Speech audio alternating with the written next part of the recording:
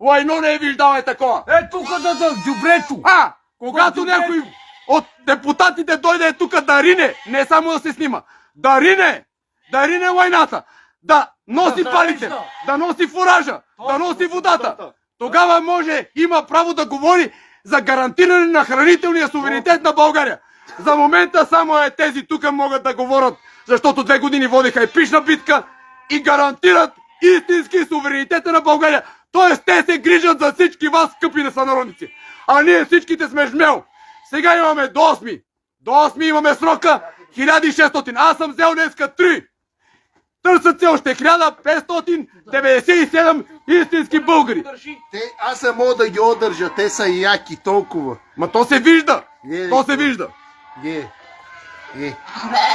Чакаме. Бай Георги, ти ще завършиш.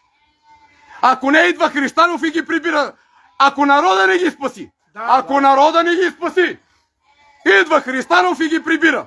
Народе, утре други ден да не ми се сърдите, защото съм болен.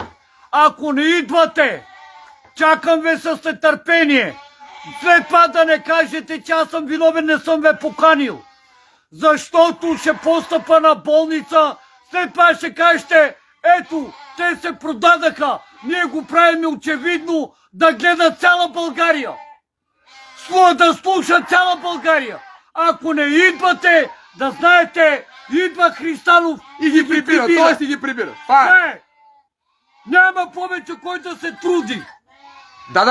То не е вие се трудите. Ама за вас резултат няма, резултат за вас няма, Ние ви смачкаме. Ние работиме, всеки Божи ден работиме. И не можем да си изкараме 2 лева за децата. Да са си мои, аз да съм му ги изкарал. Аз да си купа хлеба. Аз да си... А не да чакаме от народа. Това са им децата, покази. Това е детето. Това е детето да си покаже, покажи си, да види къде. Ти не си на игрите. Ти си на тая, на селската, на земеделската игра си ти. На истинската игра, а не на фалшивата игра. Измъчихме се и ние трябва да сложиме край. По един или друг начин трябва да приключи това нещо. Не може да продължава. Пак ако здравея, искам всички български деца. Българио, чуйте! Ще науча българските деца не на пиянство, на хулиганство и на наркотици. Ще им създам истинска българска работа, да станат животовъди в България, да стават животовъди, да покажем в цяла България, да цъфти България.